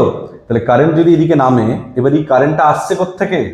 ইনডিউস কারেন্ট, কিন্তু এখানে কোনো সেল কানেক্টেড নেই, ভালোভাবে খেয়াল করে দেখ, ইনডিউসড কারেন্ট এটা। তার মানে আমি আগে বলছি কি, যে কোনো মেকানিক্যাল কিছু একটা হেল্পে আমি এটাকে ঘোরাচ্ছি। কিভাবে ঘোরাতে পারি? ভাব হাইড্রো ইলেকট্রিক পাওয়ার প্ল্যান্ট একখানা, টারবাইন ঘুরছে বো করে, সেই টারবাইনের সাথে এই আর্মেচারটা কানেক্টেড, আর্মেচারটাও ঘুরছে। যদি ঘোরে তাহলে নামছে কোন দিকে? নিচের দিকে। এই এবি আর্মটা আর সিডি আর্মটা কি ওপরের দিকে উঠছে। এবার এখানে মাইনিউট অবজারভেশন দরকার। যদি এবি আর্ম নিচের দিকে নামে, তাহলে আমি কি দেখতে পাচ্ছি? আমার এখানে কি অ্যাপ্লাই করব? দেখ, এখানে মোশনের জন্য কারেন্ট পাচ্ছি কিন্তু, হ্যাঁ, তার মানে ইন্ডাকশন আসছে, রাইট হ্যান্ড অ্যাপ্লাই করব। রাইট হ্যান্ড যদি অ্যাপ্লাই করি, তাহলে এখানে এবি নামছে কোথায়? নিচের দিকে। তো এবি নিচের দিকে নামছে, তা আমি রাইট হ্যান্ড রুল শিখে নিয়েছি। তাহলে আমি রাইট হ্যান্ড যদি অ্যাপ্লাই করি, north to south is the direction of magnetic field. Okay, north to south is the direction of magnetic field. Now thumb represents the direction of motion of the conductor, and see the middle finger represents the direction of induced current. See, it is coming out from the board, that's why B to A, এই দেখ induced current B to A পেলাম। Likewise যদি এখানে CD আর্মের জন্য apply করি, এই আর্মটা কি হচ্ছে, এরকম ভাবে ঘুরছে, তো তাহলে সিডি উপরের দিকে উঠছে। সিডি যদি উপরের দিকে ওঠে, তাহলে ম্যাগনেটিক ফিল্ডের ডিরেকশন এই, সিডি এই উপর দিকে উঠছে, তাহলে middle finger is inward the board. তার মানে কি ডি থেকে সি এর দিকে কারেন্ট ঢুকছে, এই দেখ। তাহলে ইনডিউসড কারেন্ট তো পেয়ে গেলাম। এবার এই যে মেকানিজমটা না, যেটা ইঞ্জিনিয়ারিং যেটা রয়েছে, এটাকে একটু বোঝার চেষ্টা করবি। দেখ, এবির সাথে কানেক্টেড যে লেগটা রয়েছে, এই লেগটা একটু বড়, আর উল্টো দিকে যদি আমি সিডির সাথে কানেক্টেড লেগটা দেখি, সেই লেগটা একটু ছোট। এখানে একটা কার্বন ব্রাশ B1 রয়েছে, এখানে একটা কার্বন ব্রাশ B2 রয়েছে, এটা স্লিপ রিং S1, এটা স্লিপ রিং S2 পেয়ে এলাম। এবার এখান থেকে কি হচ্ছে দেখ, বি থেকে এ তে কারেন্ট নামছে, দেন এদিক দিয়ে সোজা এসে, এখান থেকে এসে এদিক দিয়ে পাস করছে, গ্যালভানোমিটারের মধ্যে পাস করে এদিক দিয়ে ফেরত আসছে, ফেরত এসে এই কার্বন ব্রাশ B1 হয় S1 স্লিপ রিং এ যাচ্ছে, দেন S1 স্লিপ রিং থেকে চলে যাচ্ছি কোথায় আমরা? ডি হয়ে সিতে চলে যাচ্ছি। এগুলোকে আমরা বলছি স্লিপ রিং, আর ওখানে যেটা ছিল এটা স্প্লিট রিং, ঠিক আছে? তো এবার দেখ, ঘুরছে যখন, একটু পরে কি হবে, সিডিটা ওইদিকে চলে আসবে আর এবিটা এইদিকে চলে আসবে। এখানে হচ্ছে টুইস্ট, ভালোভাবে খেয়াল কর। সিডি যদি এদিকে চলে আসে অ্যান্ড এবি যদি এদিকে চলে আসে, তাহলে ডায়াগ্রামটা এরকম। বাট ভেবে দেখ, সিডি দিয়ে তখনও কারেন্ট নিচেই নামছে, আর এটা এরকমভাবে ঘুরছে, তো তার মানে এই মোশনটা তো এইদিকেই, এটা তার পাল্টে যাচ্ছে না। তার মানে এখানেও যদি আমি ম্যাগনেটিক ফিল্ডের ডিরেকশন অ্যাপ্লাই করি, then motion of the conductor apply করি, তাহলে কারেন্টের ডিরেকশন কি পাচ্ছি? Away from the board. তার মানে কি সি থেকে ডি এর দিকে কারেন্ট আসছে, পেয়ে গেলাম current. On the other hand, যদি আমি এবির দিকে তাকাই, এবি তখন ওপর দিকে উঠছে, তার মানে ম্যাগনেটিক ফিল্ড এইদিকে, এবি উঠছে ওপরের দিকে, আর ইনডিউস কারেন্ট কি ভিতরের দিকে, তার মানে এ থেকে বি এর দিকে কারেন্ট ঢুকছে। তাহলে এখান থেকে পেয়ে গেলাম এই কারেন্টের ডিরেকশন। এবার যদি খেয়াল করিস ভালোভাবে, খুব মাইনিউটলি অবজার্ভ কর, যে এই যে লং লেগ যেটা ছিল, সেটা এবির সাথে কানেক্টেড ছিল। এবি ঘুরে ওদিকে চলে গেছে, মানে লং লেগটাও তো ঘুরে এখন এদিকে চলে এসছে, ট্রু। আর বিসির সাথে যে সিডির সাথে যে লেগটা ছিল, সেই লেগটা ছিল শর্ট লেগ। তাহলে শর্ট লেগটা যখন সিডি ঘুরে এদিকে চলে এসছে, শর্ট লেগটাও এদিকে চলে এসছে। তাহলে এবার ভালোভাবে বোঝ যে এই শর্ট লেগটা থেকে কারেন্ট নামছে, নেমে এখন কানেক্টেড কার সাথে? এই S1 এর সাথে। এখানে রয়েছে কার্বন ব্রাশ B1, তাহলে এখান থেকে কারেন্ট যখনই নামলো, নেমে কোথায় ঢুকে যাচ্ছে? এদিকে ঢুকে যাচ্ছে। এইখান দিয়ে কারেন্ট সোজা যাচ্ছে, এই এলো এদিক দিয়ে আসছে, দেন এখানে উঠছে, দেন এই carbon brush B2 slip ring S2 হয়ে কারেন্ট এইটা থ্রু দিয়ে ফেরত যাচ্ছে। দেখ খেয়াল করে, এই দেখ এখান দিয়ে কারেন্ট ফেরত চলে গেল, এই চলে গেল। Well, in the entire process, what we are observing the see that this is a resistance, say R, this is a resistance. In this case, the current was flowing from left to right, right? Left থেকে right এ যাচ্ছিল, and in that case, the current is flowing from right to left. তাহলে বুঝতে পারলি polarity of the current change হয়ে গেল, একবার বাঁ দিক থেকে ডান দিকে যাচ্ছে, ডান দিক থেকে বাঁ দিকে যাচ্ছে। So that is what we call alternating current. তাহলে এসি জেনারেটরের প্রিন্সিপাল বুঝতে পারা গেল। এবার এই এসি জেনারেটর ভেরি ইম্পর্টেন্ট একখানা কনসেপ্ট। এখান থেকে এসি আর ডিসি জেনারেটরের মধ্যে যে ডিফারেন্স হয়, অ্যান্ড মোস্টলি যেটা তোদের দরকার এখন, যেটা এসি জেনারেটর আর ডিসি মোটরের মধ্যে ডিফারেন্স, এই ডিফারেন্সটা কিন্তু ভালোভাবে দেখে যাস। তো এবার এই যে এখানে এসির যে পার্টটা রয়েছে না, এটাকে আমি আরেকটু মানে এক্সপ্লেন করতে চাইবো। এখানে এক্সপ্লেন যদি করতে চাই তাহলে দেখ, ধর সাপোজেডলি আমরা লাইন্স অফ ফোর্সেস ড্র করছি, অ্যান্ড এই লাইন্স অফ ফোর্সেসগুলোকে যদি ড্র করি প্রপারলি, তাহলে ধর আমি এখান থেকে লাইন্স অফ ফোর্স এরকম নিচ্ছি,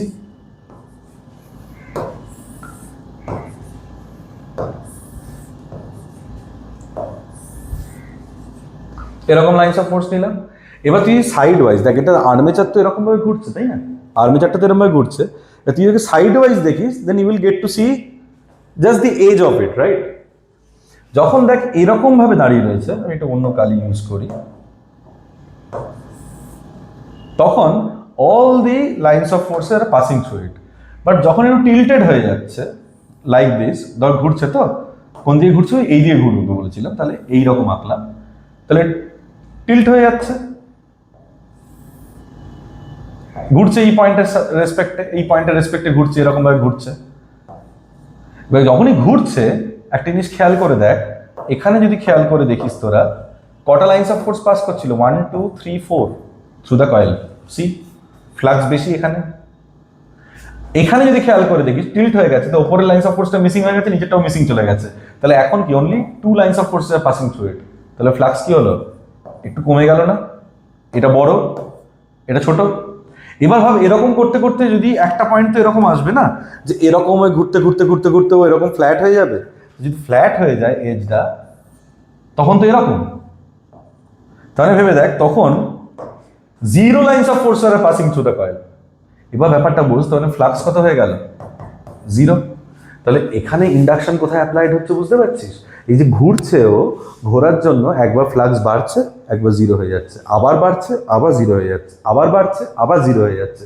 তাহলে গ্র্যাজুয়ালি ফ্লাক্স বাড়ছে কমছে, বাড়ছে কমছে, বাড়ছে কমছে। তাহলে এর জন্য ইনডিউসড ইএমএফ যেটা হবে, এটাও কি হবে, বাড়বে কমবে, বাড়বে কমবে, বাড়বে কমবে। এই জন্য দেখবি তোদের বইতে একটা এরকম এক্সপ্রেশন লেখা আছে, E = E0 sin 2π/nt। ঠিক আছে? এটা দেখতে কেমন হয়, সাইনুসয়েডাল কার্ভ তৈরি করে। সাইনুসয়েডাল মানে কি, এদিকে টাইম রাখো ভাই, এদিকে তুমি ইএমএফ কে রাখো, তো ইএমএফ দেখতে কেমন হবে দেখো, একবার পজিটিভ একবার নেগেটিভ, একবার পজিটিভ একবার নেগেটিভ, এরকম ভাবে চলতে থাকবে। আর এর জন্য যে কারেন্ট পাবে তুমি, সেই কারেন্টের ভ্যালু কি হবে, I0 sin 2π/nt। এই এনটা এখানে খুব ক্রুশাল। হ্যাঁ, এনটা কাকে বলা হয়, ফ্রিকোয়েন্সি। ফ্রিকোয়েন্সি যদি আমরা পেয়ে যাই, এখান থেকে কি বার করতে পারবো, ফ্রিকোয়েন্সি অ্যাকচুয়ালি রিপ্রেজেন্টস যে সেকেন্ডে কতবার প্লাস আসছে, সেকেন্ডে কতবার মাইনাস আসছে। আমাদের নর্মাল হাউস হোল্ড সাপ্লাইতে 50 হার্টজ ইজ দ্য ফ্রিকোয়েন্সি, কিন্তু সেকেন্ডে 50 বার প্লাস হাফ আসছে, 50 বার নেগেটিভ হাফ আসছে। তার মানে প্লাস মাইনাসের মধ্যে কতবার চেঞ্জ হয়, 100 বার। ঠিক আছে? তাহলে এই ফ্রিকোয়েন্সিটা বার করতে দেয় অনেক সময়, যে তোকে একখানে জাস্ট বলে দিল যে সে E = some 5 sin 100πt, তোকে এখান থেকে বলে দিল যে ভাই n কত বার করো, তাহলে কি 2πn, এই যে পুরো পার্টটা এটাই হচ্ছে 100π, তাহলে 2n কত 100, তাহলে n কত 50। ইজি সলভ একদম। এবার এখানে চলে আসি কি, ট্রান্সফরমার নিয়ে লোকজনের মিসকনসেপশন প্রচুর। দেখ আমরা ফিজিক্সের লোকজন, আমরা ফিজিক্সে একটাই জিনিস আমরা খুব খুব ডেডিকেটেডলি শিখি আমরা যে energy cannot be created neither be destroyed, তাই তো? এনার্জি আমরা তৈরিও করতে পারি না, আবার ডিস্ট্রয়ও করতে পারি না। তার মানে এখান থেকে কি বুঝতে পারছি যে এই যে ট্রান্সফরমারেতে মানুষের একটা আইডিয়া আছে না যে আরও পাওয়ার বাড়িয়ে দিলাম, না অ্যাকচুয়ালি আমরা সেটা করি না। পাওয়ার তো সেমই থাকে, পাওয়ারকে বাড়াতে পারবো না। পাওয়ার বাড়িয়ে দেওয়া মানে কি এনার্জি বাড়িয়ে দেওয়া। এনার্জি করে বাড়াবো, পাওয়ার আমরা বাড়াচ্ছি না। ইনস্টিড আমরা একটা জিনিস করি, সেটা কি করি যে পাওয়ারের যে এক্সপ্রেশন সেটাকে ভালোভাবে অবজার্ভ কর যে পি ইকুয়ালস টু কি। অ্যাকচুয়ালি আমরা এখানে কি লিখি? P equals to V into I. দেখ এই জিনিসটাকে যদি কনস্ট্যান্ট রাখি তো আমরা, পাওয়ার তো কনস্ট্যান্ট, যে রেটেতে প্রডিউস হচ্ছে সেই রেটেতেই তুই ডেলিভার করবি, এছাড়া তো উপায় নেই। তাহলে দেখ এইটাকে যদি কনস্ট্যান্ট রাখি তাহলে আমি ভি আর আই এর মধ্যে রিলেশন কি পাচ্ছি? V I equals to constant. তার মানে এখান থেকে দেখ একখানে রিলেশন পাচ্ছি যে V is inversely proportional to I. এই জায়গাটাই হচ্ছে ট্রান্সফরমারের মেন ওয়ার্কিং জোন। যে দেখ তুই যদি আই বাড়িয়ে দিস তাহলে ভি কমে যাবে, আবার যদি তুই উল্টো দিকে আইকে যদি তুই কমিয়ে দিস তাহলে ভি বেড়ে যাবে।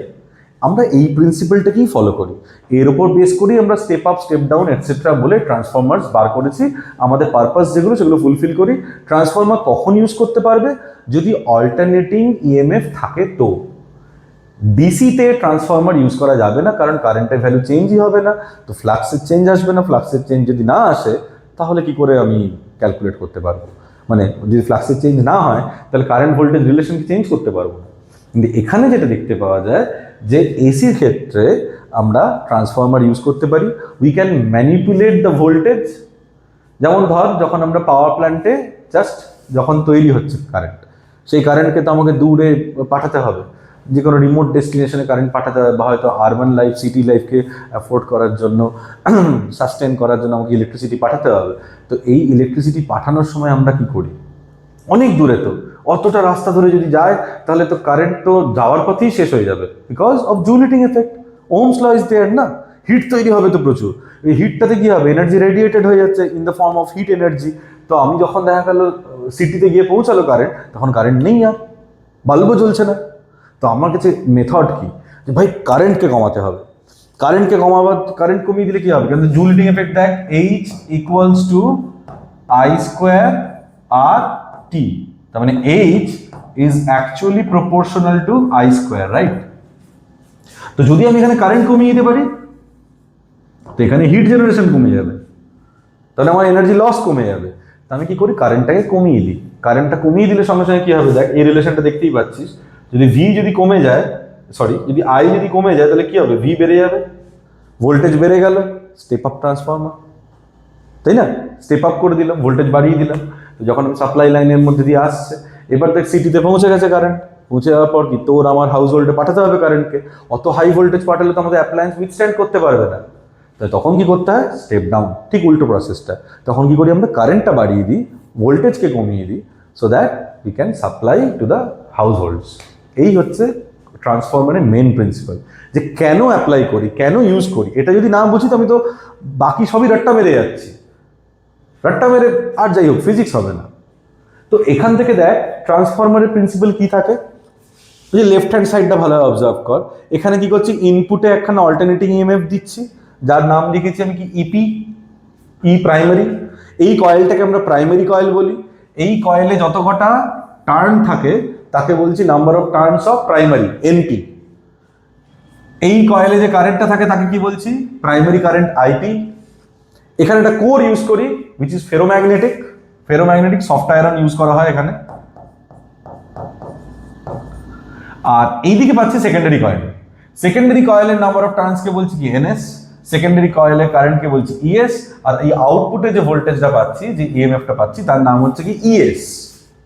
এবার এদের মধ্যে রিলেশনস কি কি? নাম্বার অফ টার্নসের রিলেশনটা আগে বুঝে নিই। টার্ন রেশিও কাকে বলে? Number of turns in secondary to the number of turns in primary. এইটাকে আমরা বলছি টার্ন রেশিও। ভেরি ইম্পর্টেন্ট কিন্তু, হ্যাঁ। স্টেপ আপ যদি অ্যাপ্লাই করিস তুই তাহলে দেখছিস n greater than 1। n greater than 1 যদি হয় তার মানে আমি কি বলতে পারছি? যে ns is actually greater than np। ঠিক আছে? n greater than 1। আবার স্টেপ ডাউন যখন, তখন দেখতে পাচ্ছি কি n লেস দ্যান 1, তার মানে কি বলতে পারছি যে ns is actually less than np। তাহলে একটাতে কি হচ্ছে, সেকেন্ডারিতে নাম্বার অফ টার্নস প্রাইমারি থেকে বেশি, যাকে আমরা স্টেপ আপ বলছি, আর একটাতে কি হচ্ছে, সেকেন্ডারিতে নাম্বার অফ টার্নস প্রাইমারি থেকে কম, যাকে আমরা স্টেপ ডাউন বলছি। এবার স্টেপ আপ স্টেপ ডাউন তো বুঝলাম, এবার এর ফাংশনটা কি দেখতে পাচ্ছি, যে প্রপার রিলেশনটা কি করে আসছে। এই রিলেশনটা না বুঝলে তো আমি এমনিতেও করতে পারবো না। তো রিলেশনটা বোঝার উপায় হচ্ছে, দেখ যে আমি তো P equals to V into I which is equals to constant, মানে আমার যদি আইডিয়াল ট্রান্সফর্মার হয় তাহলে আমাকে মাথায় রাখতে হবে ফর আইডিয়াল ট্রান্সফর্মার কি পাচ্ছিস তুই, P in equals to P out, ঠিক আছে? তার মানে এনার্জি কনজার্ভ থাকছে। আর যদি আইডিয়াল ট্রান্সফর্মার না থাকে তখন আমাকে মাথায় রাখতে হবে যে হ্যাঁ ভাই, আইডিয়াল ট্রান্সফর্মার নয়, রেগুলার লাইফে আমরা আইডিয়াল জিনিসপত্র পাইও না। তো যদি if the transformer is not ideal in nature, real life transformer, then there are several losses. সবথেকে বড় লস তো এখানেও তো আমরা কপার ওয়্যারই ইউজ করছি না, ওয়্যারে ওয়াইন্ডিং ইউজ করছি। তো এখান দিয়ে যখন কারেন্ট পাস করছে তো জুল হিটিং এফেক্ট থাকবে, ওহমস ল থাকবে। তো এখানে যদি জুল হিটিং এফেক্ট থাকে তাহলে হিট তো তৈরি হবেই।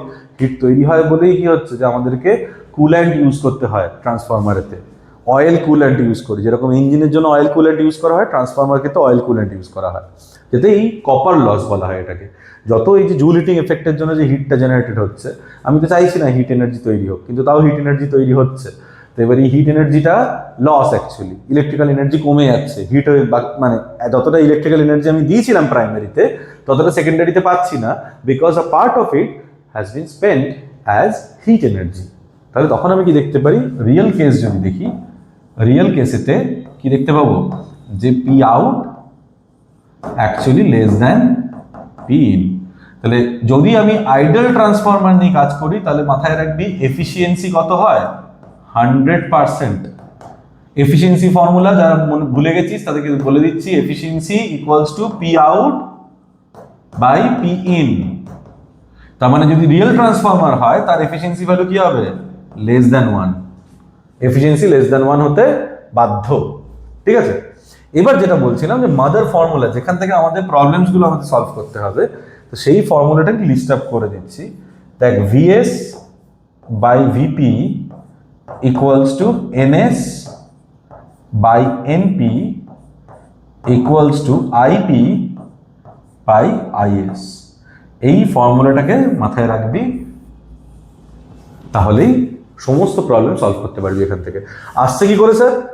গুড কোয়েশ্চেন ভাই। ইনডিউসড ইএমএফ এর যখন এক্সপ্রেশন লিখেছিলাম তখন লিখেছিলাম n del phi del t. তো আমি এখান থেকে বুঝতে পারছি কি induced EMF is actually proportional to N.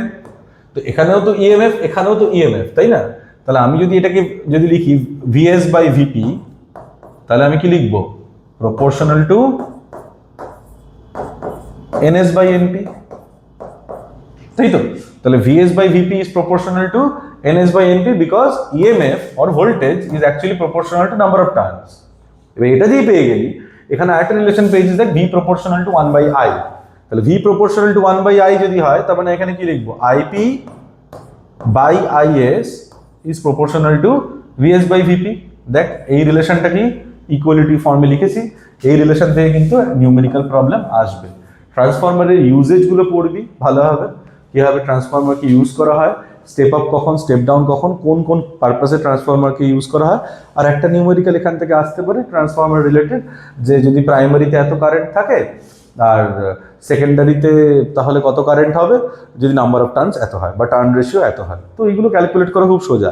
You need to consider two things, turn ratio কত আর you need to remember this formula, বাস। এর বাইরে আর কিচ্ছু নেই এখান থেকে। এবার এই যে পার্টিকুলার সেকশনগুলো আমরা কভার করলাম, ট্রান্সফরমার্স করলাম, এসি জেনারেটর করলাম, এইগুলো থেকে মাইনিউট প্রবলেমস আসতে পারে। যেমন একখানা ফ্যারাডেজ ল থেকে একটা প্রবলেমস আসে, যেরকম হচ্ছে এইটা, কোথায় গেল, এই যে এই ফর্মুলাটা, হ্যাঁ, del phi by del t. এই ফর্মুলাটা কীভাবে অ্যাপ্লাই করব? ধর আমাকে কেউ বললো যে হয়তো আমার একখানা ফ্লাক্সের একটা চেঞ্জ হয়েছে, আমাকে হয়তো বলে দিল যে ডেল ফাইটা কত বলে দিল আমাকে, ডেল টিটা কত বলে দিল আমাকে, তো আমাকে ইনডিউস ইএমএফটা ক্যালকুলেট করতে হবে। নাম্বার অফ টার্নস যদি বলে দেয় তাহলে n del phi by del t বসিয়ে দিবি, বসিয়ে দেওয়ার সঙ্গে সঙ্গে রেজাল্ট চলে আসবে। শুধু এখানে একটা জিনিস খেয়াল রাখবি যে ইউনিটসগুলো, এখানে খেয়াল রাখার জায়গা কিন্তু ইউনিটসগুলো, যে ভাই আমি ইউনিট ঠিকঠাক লিখছি তো, এখানে ওয়েবার থাকতে পারে, মিলি ওয়েবার থাকতে পারে। মিলি ওয়েবার মানে কি, 1 MW বি ইজ ইকুয়ালস টু 10⁻³ WB, তাই না? ওয়েবার পেয়ে যাচ্ছি আমি। আর টাইম তো সেকেন্ডেই দেবে। আর ইএমএফ এর ইউনিট কি জানিস সবাই, তাও আমি বলে দিচ্ছি একবার, ইএমএফ ইউনিট কিন্তু ভোল্ট। ঠিক আছে, এই জিনিসগুলো মাথায় রাখিস, তাহলে এখান থেকে যে প্রবলেম আসবে সেটাকেও সলভ করতে পারবি। All the best to everyone, ভালোভাবে পরীক্ষা this. Induction, electromagnetism actually very easy. All the best.